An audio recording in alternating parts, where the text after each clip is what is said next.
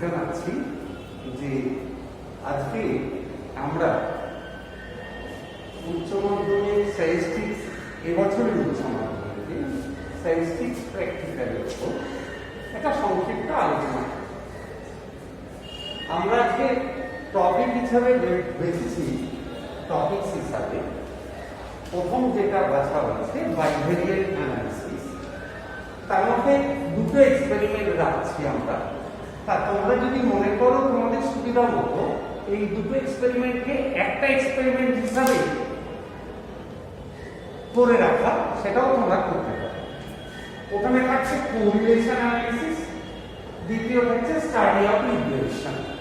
আমরা আজকে অত্যন্ত সংক্ষিপ্তভাবে এই এক্সপেরিমেন্টে এই সাবজেক্ট অফ স্টাডি তাতে কোন জিনিসগুলো মাথায় রাখবে।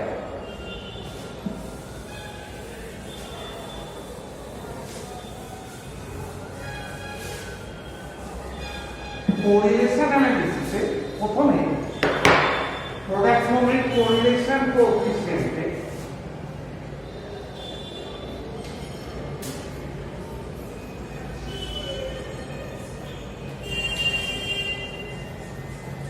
ফর্মুলাটা তোমরা পরিষ্কার করে উল্লেখ করবে।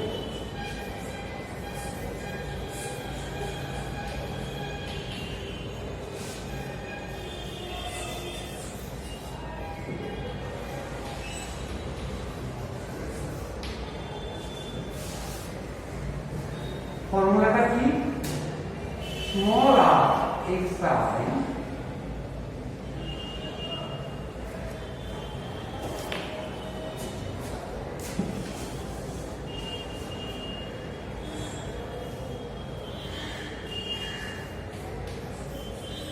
সমান কি covariance of x I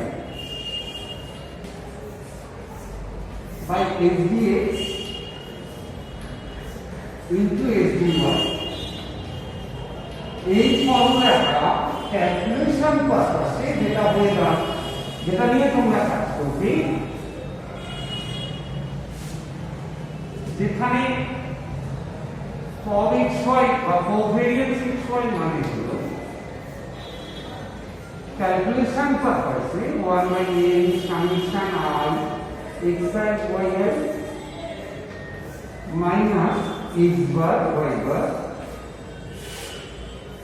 x dx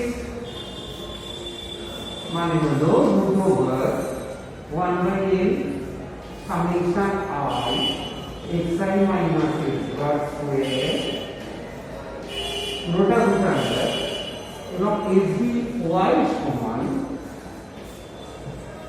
root under, একই ফর্মুলা শুধু ওয়াই নিয়ে। আমরা যেটা আলোচনা করতে চাইছি যে এই জায়গাটায় আগে তোমার কাজ হবে, যদি এভাবে লেখা হয়েছে স্টেপসগুলো এইভাবে আসবে, স্টেপস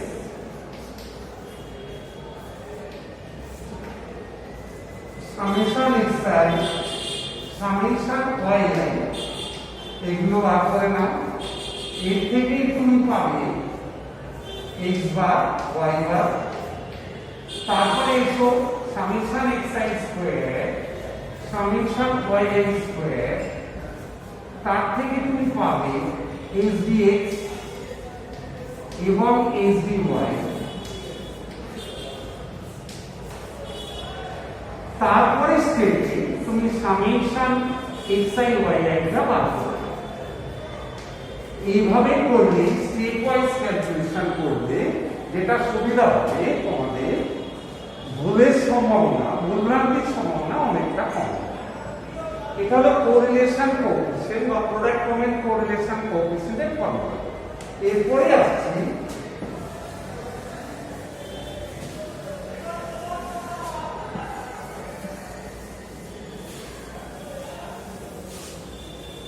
র্যাঙ্ক কোরিলেশন কোএফিসিয়েন্টের ফর্মুলা। আমরা ফর্মুলাটা জানি, যেটা স্পিয়ারম্যান র্যাঙ্ক কোরিলেশন কোএফিসিয়েন্টের ফর্মুলা হিসাবে বিখ্যাত, আমরা বেশি জানি সেটাকে। 1 minus 6 into summation di square by n into n square minus 1 এই ফর্মুলাটা লেখার পর অবশ্যই নোটাই পেজটা উল্লেখ করতে ভুলবে না। এখানে ক্যালকুলেশনের স্টেপস কি হবে, ধরা যাক তোমাকে ডেটা দেওয়া আছে xi y তার থেকে র্যাঙ্ক গুলো বার করে নেবে, একটা টেবিল করবে। আর এটা তোমরা অবশ্যই মনে রাখবে যে টেবিল করলেই টেবিলের উপর ক্যালকুলেশনে কি করছো সেটা টেবিলের টাইটেল হিসেবে রাখবে। যেমন বলো calculations of rank correlation coefficient, এই টেবিলটা রেখে টেবিলের কলামগুলো কি হবে, প্রথমে আসুক সিরিয়াল,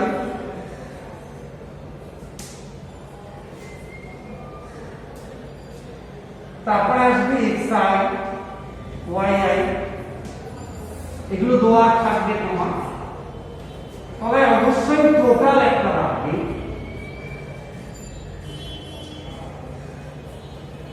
তার থেকে ui যেটা কিনা র্যাঙ্ক অফ xi,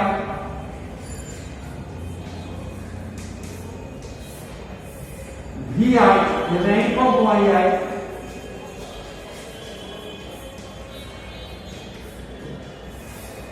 তার থেকে di সমান ui মাইনাস vi। মনে রাখবেন এই di কলমটা করার পর সময় সামেশন di টোটালটা 0 হচ্ছে কিনা সেটা চেক করে নেবে। যদি 0 আসে তোমার এই অবধি ক্যালকুলেশন সব কারেক্ট, ঠিক আছে। তারপরে তুমি সামেশন di স্কয়ারটা বার করবে, di গুলো পেয়ে গেছে। আর তারপরে এই কত সেটা উল্লেখ করবে, তার থেকে আর এই যাবে। তাহলে ওই টেবিলটা করার পর সামেশন di স্কয়ার কত, n কত, আর তার থেকে আর কত, এইগুলো তুমি উল্লেখ করে দিলে। মনে রাখবে অনেক সময় র্যাঙ্কগুলো দেওয়া থাকে, সেখানে তোমার থাকবে অনেক কম, আর অনেক সময় xi y এগুলো দেওয়া থাকে। এবার আমরা আসছি রিগ্রেশন স্টাইলে। সেকেন্ড এক্সপেরিমেন্ট, এটা বাইভেরিয়েন্টের উপর।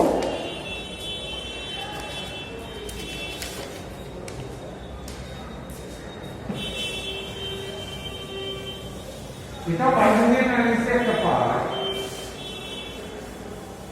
যেটা খুব সংক্ষেপে বলা যায় দুটো রিগ্রেশন লাইনের ইকুয়েশন গুলো তোমার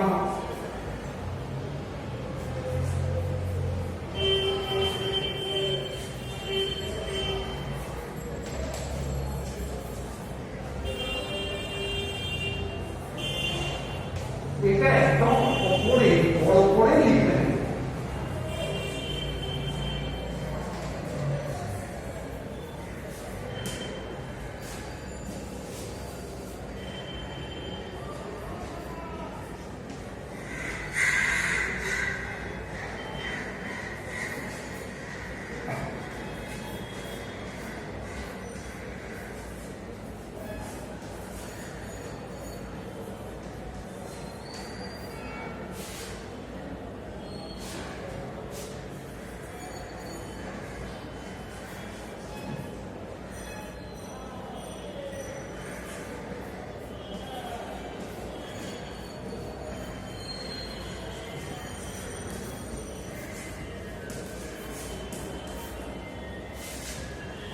তোমাদের দেখবে বেশিরভাগ অঙ্কে রিগ্রেশন রিলেটেড অঙ্কে আইদার দুটো লাইনই বার করতে পারো অথবা কোনো একটা পার্টিকুলার লাইন বার করতে পারো। তার কোশ্চেনটা দেখে তুমি আগে ডিসাইড করে নেবে কোন ইকুয়েশনটা বার করতে হবে, দুটোই না আইদার ওয়ান, বা স্পেসিফিক্যালি এটা উল্লেখ করেছে। এবং যদি কিছু উল্লেখ না করা থাকে, একটা বাইনারি ডেটা দেওয়া আছে, x এর একটা ভ্যালু দেওয়া আছে, y এর ভ্যালু বার করতে হবে, বা y এর একটা ভ্যালু দেওয়া আছে, x এর বার করতে হবে, সেই ক্ষেত্রে করসপন্ডিং ইকুয়েশনটা যদি x দেওয়া থাকে y বার করতে হবে এই ইকুয়েশনটা, যদি y দেওয়া থাকে x বার করতে হবে এই। আর এই এটা লেখার পরই BYX মানে কি for xy by y এবং BXY মানে কি সেটা পরিষ্কার উল্লেখ করবে।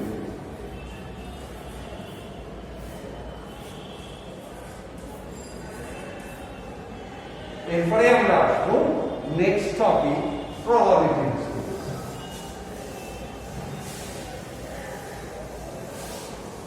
আমাদের ইকুয়েশন লাইনসের ইকুয়েশনস গুলো বার করতে গেলে ক্যালকুলেশন তোমার যেটা পাওয়া থাকবে আগে x বার y বার তার থেকে ভার x ভার y cos xy এগুলো বার করতে পারলে তুমি প্রথমে রিগ্রেশন কোএফিসিয়েন্ট গুলো বার করে নেবে, তারপরে ইকুয়েশনস গুলো লাইনসের ইকুয়েশনস গুলো পেয়ে যাবে। এরপরে আসছি আমরা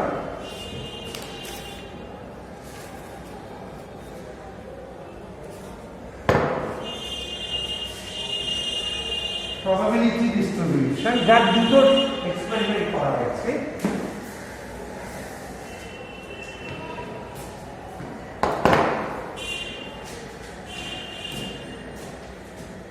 এক্সপেরিমেন্ট হলো তাহলে টপিকটা হবে probability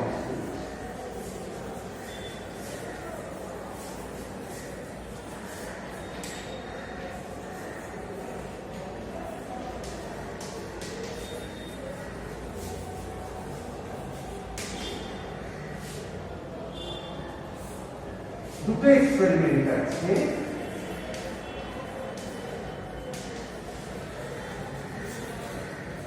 একটা হলো ডিসক্রিট প্রবাবিলিটি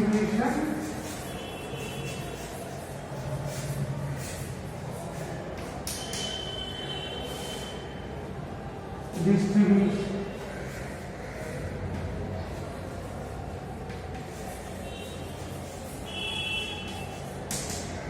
আর একটা হলো কন্টিনিউয়াস।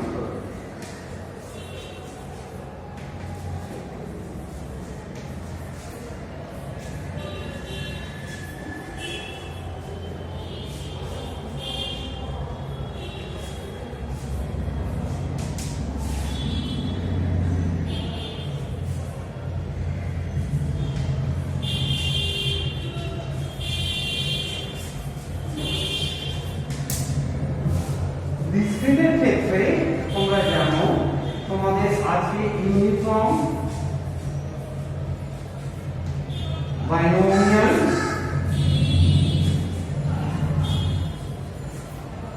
এবং পয়জন ডিস্ট্রিবিউশন।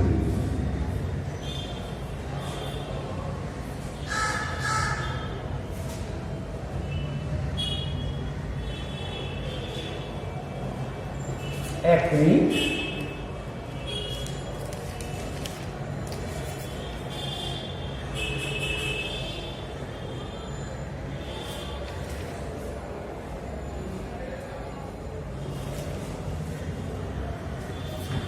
বেসিক্যালি যে প্রবলেমগুলো তোমাদের ফেস করতে হয়,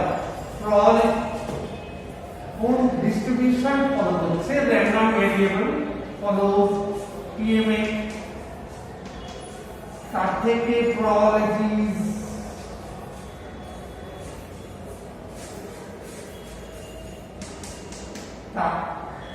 এটা এরকম, আরেকটা রকম ফিটিং। একটা ডেটা দেওয়া আছে সেটা একটা বাইনোমিয়াল বা পয়জন মডেলকে ঠিক করাতে হবে, এই দু ধরনের প্রবলেম তোমাদের আসতে পারে। একটু ভালো করে পড়ে দেব, যেগুলো আসে সেগুলো অত্যন্ত সহজ।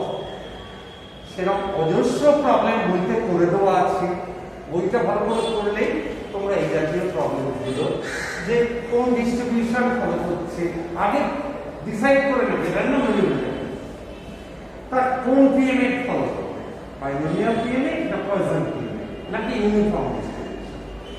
তার থেকে প্রবাবিলিটি অঙ্কগুলো করার চেষ্টা করবে এবং তুমি পারবে, কেননা বইতে এরকম প্রবলেম অনেক কটা বইতে একটু ভালো করে দেখি। আর বাইনোমিয়াল ফিটিং বা পয়জন ফিটিং এর প্রবলেমগুলো একটু আলোচনা করে নিয়ে আমি তোমাদেরকে সাজেস্ট করব তোমরা একটা কোশ্চেন করে রেখে খাতায় নিজে পড়ে টেবিলটা কেমন হলো সেটা টেস্ট করবে। টেস্টিং এরও কিছু টেস্টাইস্টিক আছে, সেটা একটু দেখবে। আমরা পরের টপিকে যাচ্ছি, টাইম সিরিজ। পরের টপিকটা টাইম সিরিজে আসার আগে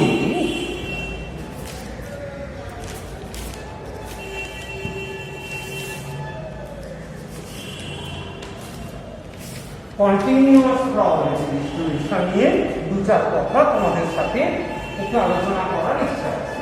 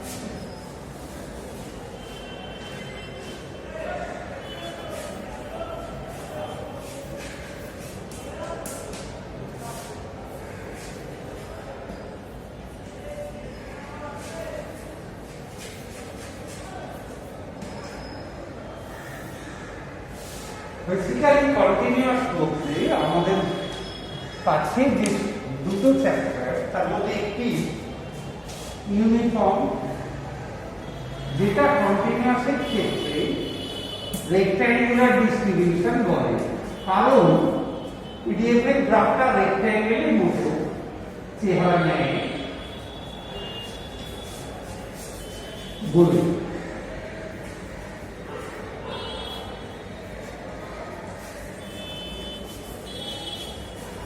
আরেকটা আছে যেটা থেকে সবচেয়ে বেশি প্রবলেম তুমি পাবে নর্মাল। এখানেও তোমাদের একই কথা বলি, নর্মাল ডিস্ট্রিবিউশনের যে প্রবলেমগুলো পাবে, বেসিক্যালি প্রবাবিলিটিগুলো বার করা, কখনো কখনো একটা স্পেসিফিক ইন্টারভ্যালে কতজন আছে সেটা বার করতে দেয়, সবই নর্মাল ডিস্ট্রিবিউশন।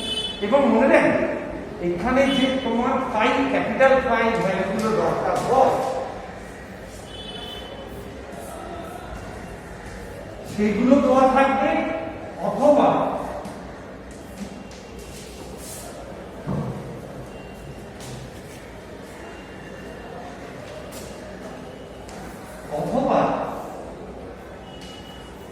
ইন্টিগ্রেশনের যে পার্টটা তোমায় দেওয়া দরকার সেটা দেওয়া থাকে।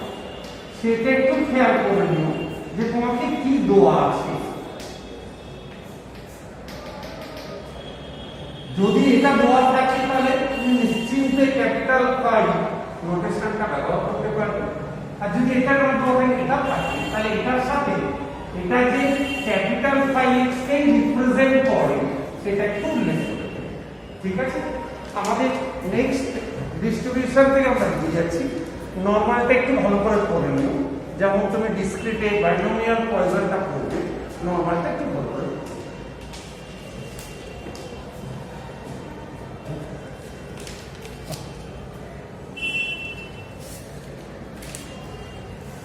এরপরে যে দুটো চ্যাপ্টার আমরা আরেকটু দেখে যাব, ভালোভাবে দেখে যাব, একটা হলো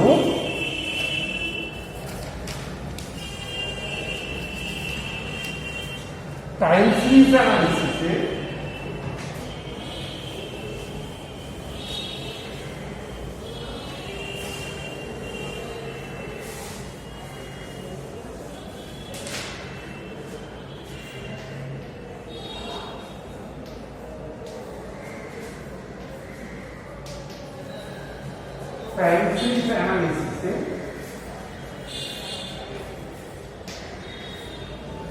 determination of trade.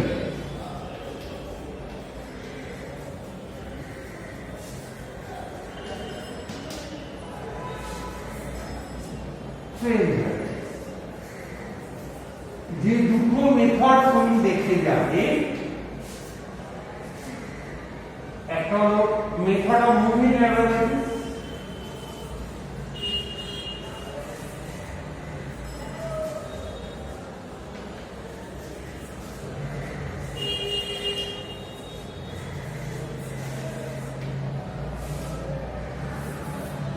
মুভিং অ্যাভারেজের পিরিয়ডটা একবার একটা অড আরেকটা ইভেন ধরে দুটোই প্র্যাকটিস করে যেতে তোমাদের বলছে। একটা অড আর একটা ইভেন, বেশিরভাগ সময় ইভেন্টটাই তোমাদের ফেস করতে হয়।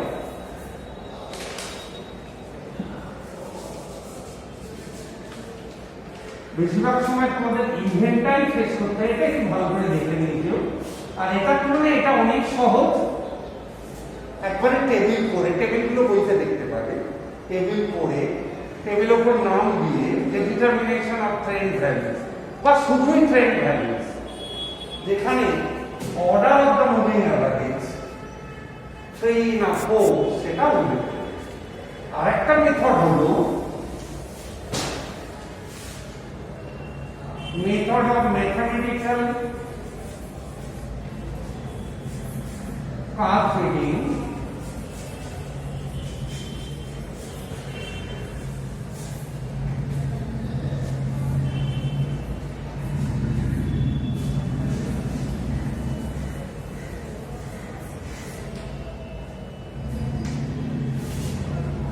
যেখানে সাধারণত দুটো ইকুয়েশন তোমায় কাজ করতে হয়। একটা হলো লিনিয়ার ট্রেন,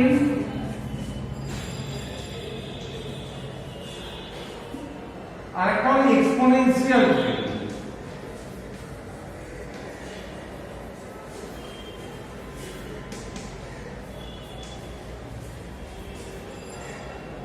এই লিনিয়ার ট্রেন বা এক্সপোনেনশিয়াল ট্রেন তুমি যেটাই দেখো plus B A plus B, জানি A B constant, A বিটাই determine করি আমরা মেথড বি স্কয়ারে। আর যতবার ট্রেন ইকুয়েশন লিখবে পাশে origin of the equation, origin of the time period আর origin of the time period এবং ইউনিট অফ টি, এটা mention করতে ভুলবে না। এগুলো মেনশন না করলে কিন্তু নাম্বার কাটা যাওয়ার সম্ভাবনা থাকছে। এরপর আমরা আসছি লাস্ট এক্সপেরিমেন্ট বা মেথডস অফ এস্টিমেশন।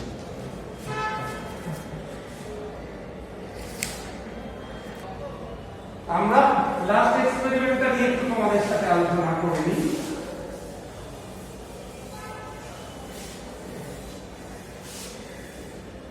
সেটা হলো মেথড অফ এস্টিমেশন।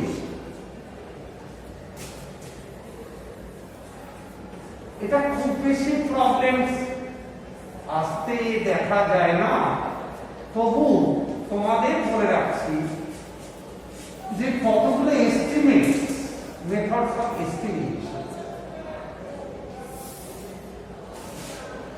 কিছু এস্টিমেট তোমরা বই থেকে দেখে নেবে।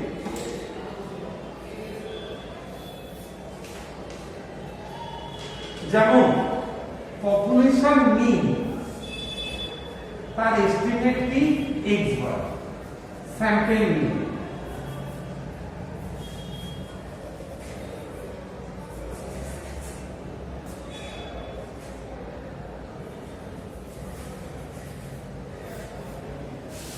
পপুলেশন ভেরিয়েন্স, তার এস্টিমেট কি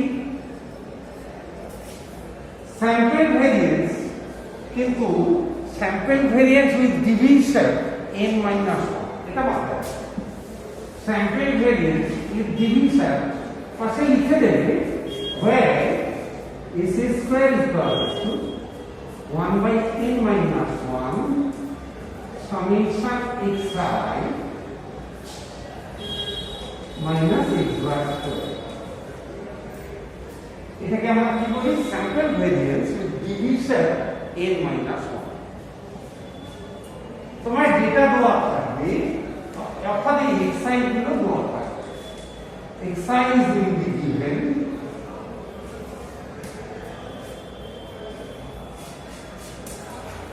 তার থেকে তুমি এক্স বার বা এক্স স্কোয়ার পেয়ে যাবে। এছাড়া যেগুলো থাকতে পারে আমাদের বেশ করতে হতে পারে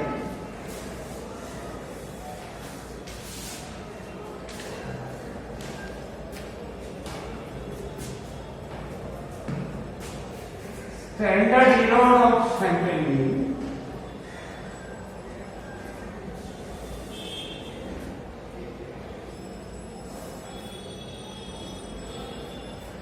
যেটা দুটো প্রসেস, একটা হলো sigma square by small n, এটা উইথ রিপ্লেসমেন্টে, আর একটা sigma square by small n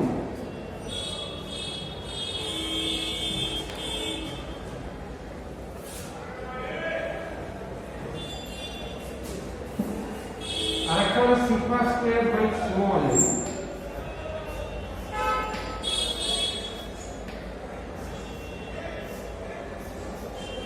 into this factor. এদের এস্টিমেটস গুলো কি সেগুলো একটু দেখে যাও। যেমন AC of x bar with replacement তার এস্টিমেট হবে AC স্কয়ার বাই স্মল, যেখানে আবার বলি এস স্কয়ারটা হলো sample variance with division n minus. এই এস্টিমেটস গুলো তুমি দেখে যাবে, ঠিক আছে? মোটামুটি এইগুলো যদি তুমি দেখে যাও এবং ল্যাবরেটরি নোটবুক, প্রজেক্ট ওয়ার্ক সেগুলো যদি তোমার কমপ্লিট থাকে, ল্যাবরেটরি নোটবুক এবং প্রজেক্ট ওয়ার্ক সেগুলো যদি তোমার কমপ্লিট থাকে, মনে রাখবে যে ভাইভা পার্টটা আছে, যে ভাইভা পার্ট সেটাই কিন্তু প্রজেক্ট ওয়ার্কের উপরই তোমাকে দু একটা প্রশ্ন করা। তাই প্রজেক্টটা শুধু কমপ্লিট করে রাখা নয়, পরীক্ষার একদিন দুদিন আগে প্রজেক্টটা একটু দেখে নেবে, স্টাডি করে নেবে, যাতে প্রজেক্টটা কি করেছো, কোথা থেকে ডেটা কালেক্ট করেছো, এই ডিটেলসটা তোমার কাছে ক্লিয়ার। আমাদের সবাইকে অনেক শুভেচ্ছা রইল, খুব ভালো পরীক্ষা দাও, সুস্থ থাকো, পড়াশোনাটা খুব সুস্থ থাকো,